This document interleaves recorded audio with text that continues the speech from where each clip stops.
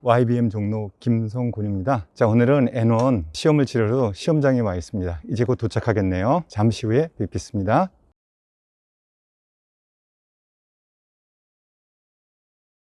오늘 시험 잘 보셨습니까? 평상시 노력한 결과가 나올 거라고 생각합니다. 너무 걱정 마시고요. 이제 우리가 평상시에 수업했던 청해 사 유형 같은 경우에는 거의 예상에서 벗어나지 않은 패턴으로 나와서 굉장히 만족스러웠고요.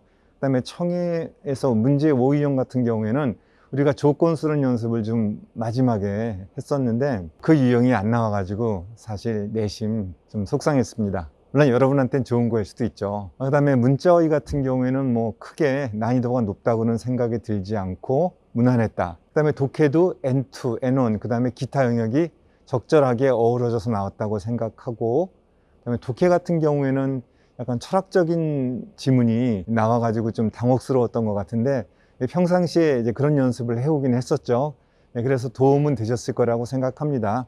그러면 오늘 풀었던 문제들을 통해서 출제 유형을 확인해 보려고 합니다.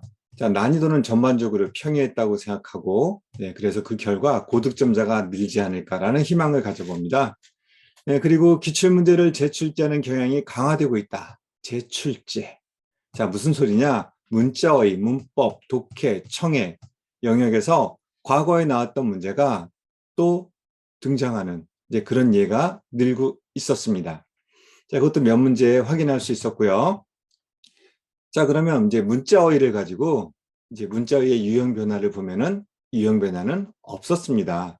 다만 문자어휘는 품사가 중요하기 때문에 그 품사를 살펴보면 25문항 중에서 명사가 12, 동사가 4, 이형용사, 나형용사가 3문제씩 6문제, 부사 1문제, 그다음에 카타카나가 2문제가 출제되었습니다.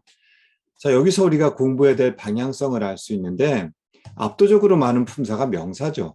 물론 한자어를 당연히 포함합니다만, 자, 그런데 동사하고 이형용사, 나형용사는 상대적으로 명사에 비하면 개수가 아주 적습니다. 상대적으로요.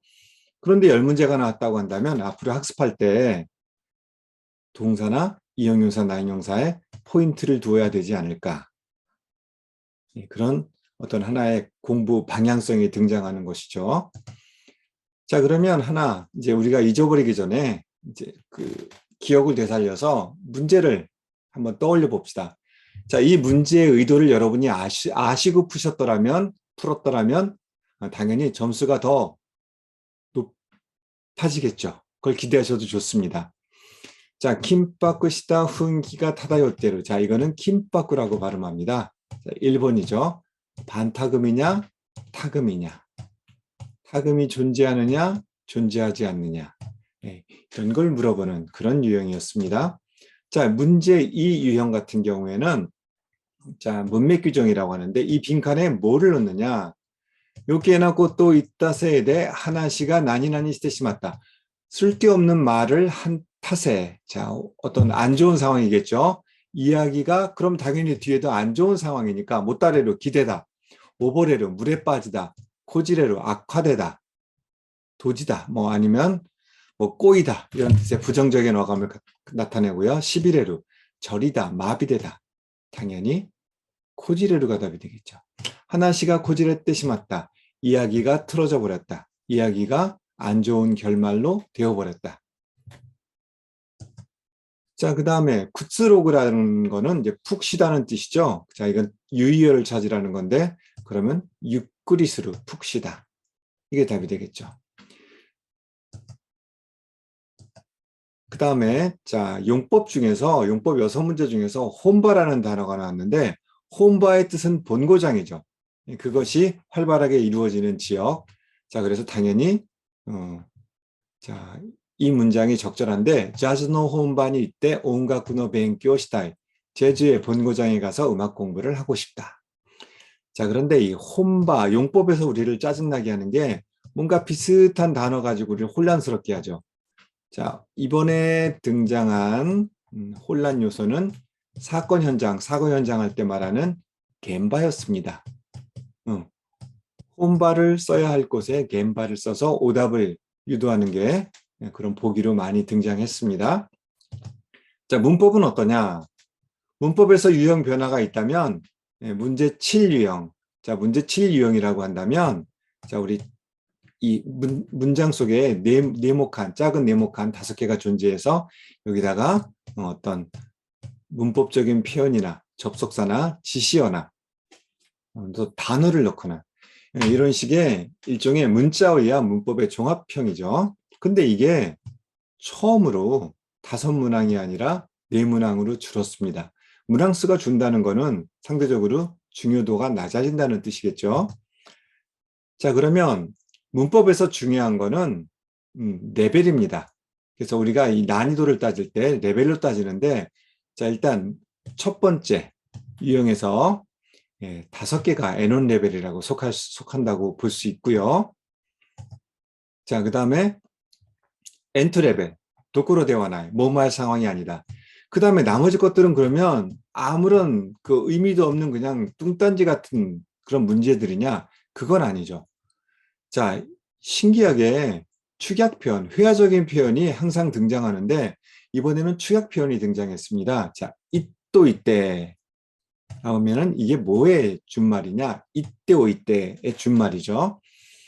그 다음에 우리가 항상 시험에서 100% 출제되는, 거의 예외가 없이 출제되는 것이 경어 문제죠. 오이데구다사루, 오이데구다사루. 왕님해 주시다, 와주시다 이런 뜻이죠.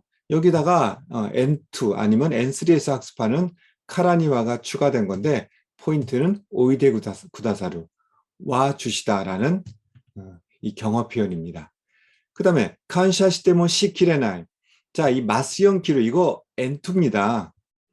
N2 이쪽으로 넣을 수도 있지만 이쪽에 이 기타에 제가 포함시킨 이유는 자, 칸샤시테모 시키레나이라는 이 표현은 감사해도 마스형 기류가 완전히 뭐뭐하다니까 다 감사할 수 없다. 너무나 감사하다는 뜻인데 이제 문장에서 인사말처럼 쓰이는 그런 정형구입니다. 정형구, 틀에 박힌 표현이다. 그래서 이거는 이 내를 외워주시면 됩니다. 칸샤시테모 시키레나이, 너무나 감사하다. 그 다음에 나니나니 요온이 나라나이 쿠라이. 자, 그러면 요온이 나루, 뭐뭐 하도록 되다. 그 다음에 나니나니 스르 쿠라이 시나이 쿠라이, 뭐뭐 할 정도로 뭐뭐 하지 않을 정도로. 자, 이런 종합적인 기초 응용 능력을 확인하는 그런 문제들이었습니다. 자, 이걸 가지고 본다면 자, N1이 기본적으로 학습이 되어 있어야겠고, 그 다음에 N2를, 여기 N2는 이거랑 관계에 따랐죠. 가라니와 키루, 키레나이, 도쿠로 대화나이, N2 레벨에 대한 학습이 필요하고, 그 다음에 이런 이또 이때나 기초로 응용한 요니 나라나이 쿠라이 이런 기초적인 그런 지식이 확실히 있어야 고득점을 할 수 있겠구나라는 걸 아실 수 있을 겁니다. 그 다음에 이제 우리가 흔히 별 문제라고 하는 문장의 완성 유형인데, 자, 보면은 5문제 등장하죠. N1 레벨의 응용 유형, 그 다음에 N2 레벨의 응용 유형, 그 다음에 기타. 그래서 이번에도 아주 깔끔하게 골고루 N1, N2, 그 다음에 기타 유형에 대한 내용을 알아야지 문제를 제대로 풀 수 있는 그런 식으로 매우 정교하게 그런 구성된 문제라고 생각을 했습니다. 자, 이거 한번 볼까요? 자, 이거는 이제 문장을 완성하는 속칭 별문 순서를 완성하는 별 문제라고들 하는데, 자, 준수이대 부기요나 나니나니. 자, 마데니가 나왔어요. 여기서 마데니는 몇 시까지 그 한계를 나타내는 게 아니라 어떤 상황을 강조하는 겁니다. 그러니까 최고의 극단적인 상황이겠죠. 자, 순수하고 서툰, 능숙하지 못한 주인공을 그 분명한 표현력으로, 자, 이거죠, 이거. 미고토나 마데니, 훌륭할 정도로까지 완벽하게 연기했다. 자, 마스형 기류가 또 등장했습니다. 이 문장이죠. 이건 그 다음, 자, 문맥의 이해라고 하는 건데, 자, 아까 말씀드린 것처럼 5문제가 보통 출제되는데 4문제가 출제되었다. 보통은 언제나 접속사, 지시어, 그리고 때로는 어휘나 문장 표현이 등장하는데 이번에는 이런 표현이 등장하지 않고 거의 문법 관련 표현만 등장했다는 게 하나의 좀 기존과는 다른 특이한 느낌이었습니다. 자, 그 다음에 독해에서 좀 특이했던 거는 자, 통합 이해라는 유형입니다.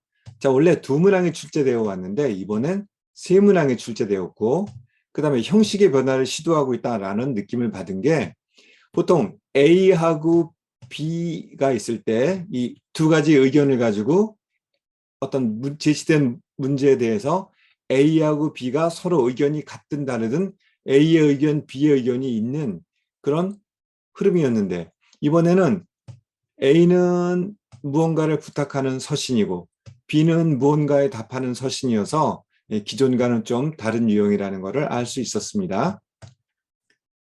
자, 그리고 독해, 단문, 중문, 장문 각각의 영역에서 2011년과 2012년에 출제되었던 그런 과거의 문제들이 등장했다는 것.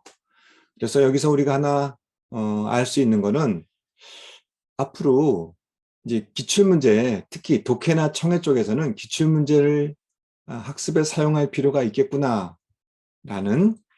그런 결론을 얻을 수 있었습니다.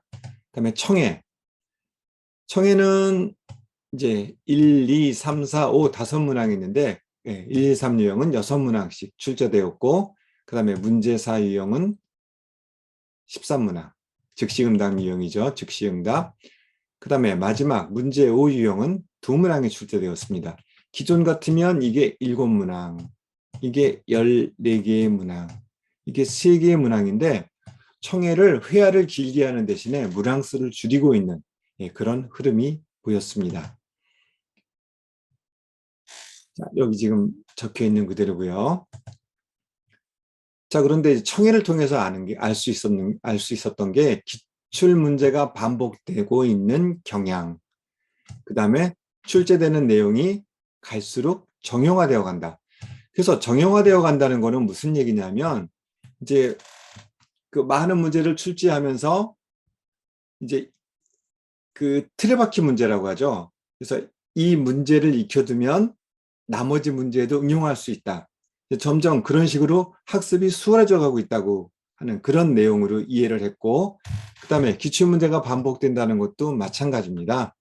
역시 청해도 독해처럼 기출문제를 학습해야지 고득점으로 가지 않겠는가 그렇게 생각을 하게 됐습니다. 물론 기존에 진행을 하고 있습니다만 자, 일단 오늘 시험이 끝났습니다. 이제 여러분들 너무 걱정하지 마시고 그동안 학습한 단어들 잊지 않도록 그런 문법, 문형들 잊지 않도록 하시면서 기다리시면 좋은 결과가 있을 거라고 생각합니다. 오늘 고생 많으셨습니다.